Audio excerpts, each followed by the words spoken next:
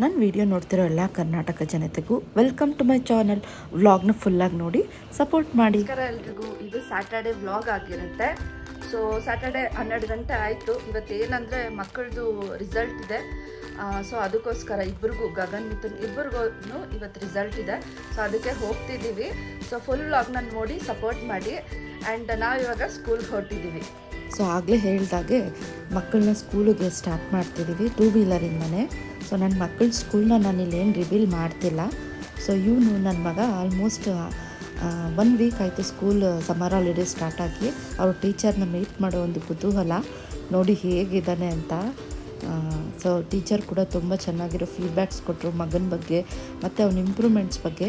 So ಎಲ್ಲ A1 ತೆಗೆದಿದ್ದಾನೆ. ಚಿಕ್ಕವನು ಆಗಲಿ ದೊಡ್ಡವನಾಗಲಿ ಇಬ್ಬರು ತುಂಬ ಚೆನ್ನಾಗೇ ಮಾಡಿದ್ದಾರೆ ಪರ್ಫಾರ್ಮೆನ್ಸ್. ಮಕ್ಕಳು ಚೆನ್ನಾಗಿ ಪರ್ಫಾರ್ಮ್ ಮಾಡದೇ ಇದ್ರೂ ಪೇರೆಂಟ್ಸ್ ಆಗಿರೋ ನಾವು ಅವ್ರಿಗೊಂದು ಜವಾಬ್ದಾರಿ ಅಂದರೆ ಒಂದು ಬೂಸ್ಟಪ್ ಕೊಡಲೇಬೇಕಾಗುತ್ತೆ.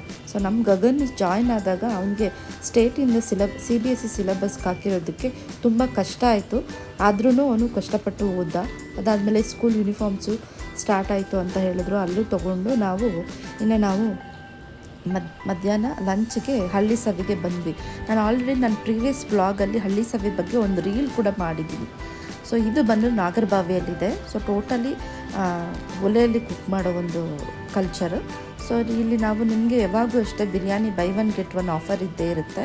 ಆ್ಯಂಡ್ ನಮಗೆ ಮೇಯ್ನಾಗಿ ಕರ್ನಾಟಕದವ್ರಿಗೆ ರಾಗಿ ಮುದ್ದೆ ಇಲ್ದಿರ ಯಾವ ಊಟನೂ ಕಂಪ್ಲೀಟ್ ಆಗಲ್ಲ. ಸೊ ನಮ್ಮ ಯಜಮಾನರು ಹೊರಗಡೆ ಈ ಥರ ರಾಗಿ ಮುದ್ದೆನೇ ತುಂಬ ಪ್ರಿಫರ್ ಮಾಡ್ತಾರೆ ಹೆಲ್ದಿ ಅಂತಲೂ.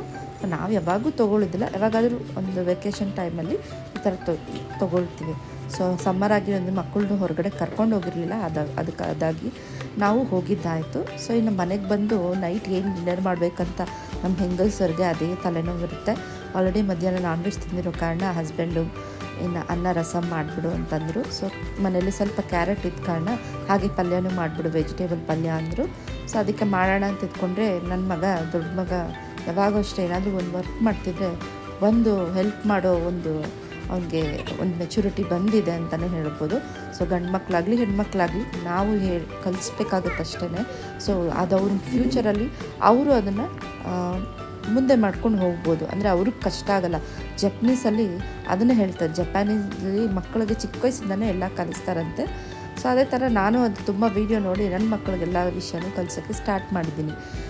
ಸೊ ಇಲ್ಲಿ ಜಸ್ಟ್ ಒಂದು ಸಿಂಪಲ್ ರೆಸಿಪಿ ಹೇಳ್ಕೊಡ್ತಿದ್ದೀನಿ ಹೇಗೆ ನಾನು ಕ್ಯಾರೆಟ್ ಪಲ್ಯ ಮಾಡ್ತೀನಂತ.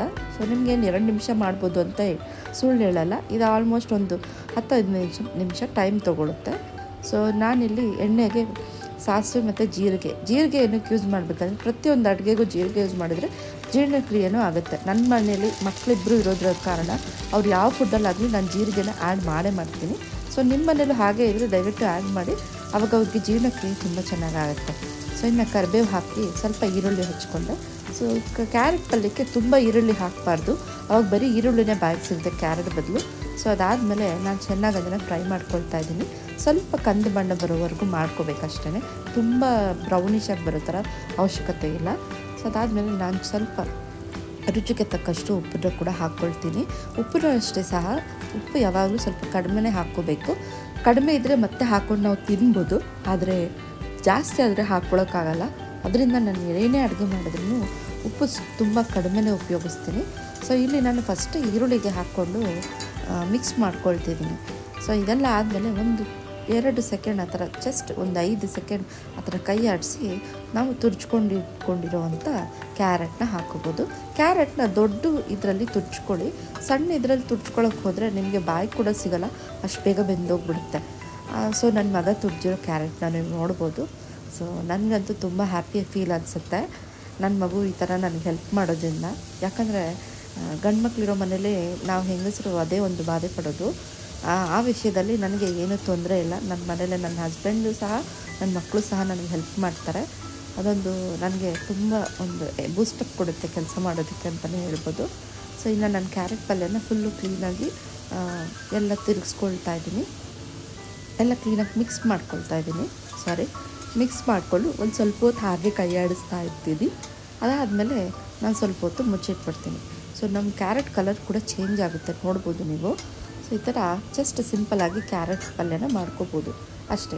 ಒಂದು 10 ನಿಮಿಷ ಲಿಡ್ನ ಕ್ಲೋಸ್ ಮಾಡಿ ಚೂರು ನೀರನ್ನ ಹಾಗೆ ಚಿಮುಕಿಸಿ ಕ್ಲೋಸ್ ಮಾಡಿಟ್ರೆ ನಿಮಗೆ ತುಂಬ ರುಚಿಕರವಾದ ಕ್ಯಾರೆಟ್ ಪಲ್ಯ ರೆಡಿ ಆಗುತ್ತೆ. ಇದನ್ನು ನೀವು ಸ್ಯಾಂಡ್ವಿಚ್ಗೂ ಕೂಡ ಹಾಕ್ಕೋಬೋದು ಮಧ್ಯಕ್ಕೆ. ಮತ್ತು ಇದಕ್ಕೆ ಸ್ವಲ್ಪ ನೀವು ಪನ್ನೀರನ್ನ ಗ್ರೇಟೆಡ್ ಮಾಡಿ ಹಾಕ್ಕೊಂಡ್ರೆ ಇನ್ನೂ ಚೆನ್ನಾಗಿರುತ್ತೆ. ಅದನ್ನು ಚಪಾತಿಗೆಲ್ಲ ತುಂಬ ಚೆನ್ನಾಗಿರುತ್ತೆ. ಸೊ ನಾವು ಅದಕ್ಕೋಸ್ಕರನೇ ಜಸ್ಟ್ ಇವಾಗ ನನ್ನ ಹತ್ರ ಪನ್ನೀರ್ ಇರಲಿಲ್ಲ, ಸೊ ನಾನು ಜಸ್ಟ್ ಈ ಥರ ಕ್ಯಾರೆಟ್ ಪಲ್ಯನ ಸಿಂಪಲಾಗಿ ಮಾಡಿಕೊಂಡೆ. ಇನ್ನು 10 ನಿಮಿಷ ಕಳೆದ್ಮೇಲೆ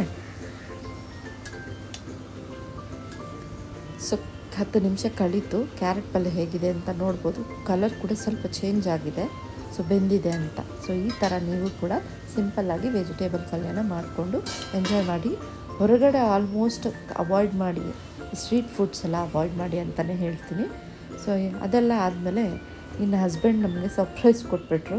ಊಟ ಎಲ್ಲ ಆಗಿ ಕೂತಾಗ ಆರ್ಡ್ರ್ ಬಂದಿದೆ ತೊಗೊಂಡು ಬಾ ಅಂದರು. ಹೊರಗಡೆ ಹೋದರೆ ಕಾಂತಿ ಸ್ವೀಟ್ಸಿಂದ ನಮ್ಮ ಹಸ್ಬೆಂಡು ಎಷ್ಟೊಂದು ಸ್ವೀಟ್ಸ್ನ ಆರ್ಡರ್ ಮಾಡಿದ್ರು.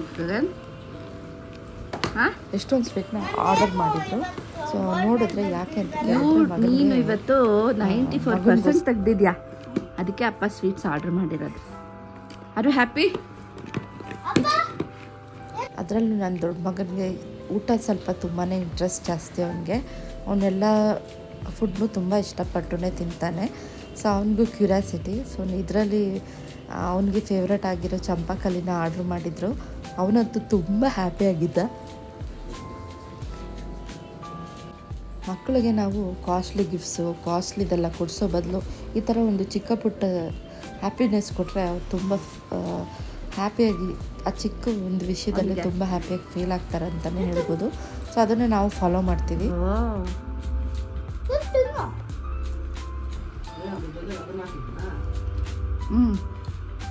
ಸೊ ಇಲ್ಲಿ ನಾನು ಏನೇನು ಸ್ವೀಟ್ ತರಿಸಿದ್ವಿ ಅಂತ ಜಸ್ಟ್ ಒಂದು ವಿಡಿಯೋ ಮಾಡ್ಕೊಂಡಿದ್ದೀನಿ.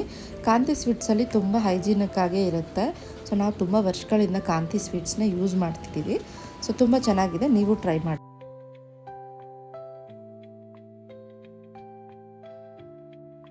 ಬಾನದಾರಿಯಲ್ಲಿ ಸೂರ್ಯ ಜಾರಿ ಹೋದ, ಚಂದ್ರ ಮೇಲೆ ಬಂದ, ಮಿನುಗುತ್ತಾನೆ ಅಂದ, ನೋಡು ಎಂದ ಚಂದ, ರಾತ್ರಿ ಆಯ್ತು ಮಲಗು ಕದ್ದ ಪುಟ್ಟ ಕಂದ, ಕದ್ದ ಪುಟ್ಟ ಕಂದ.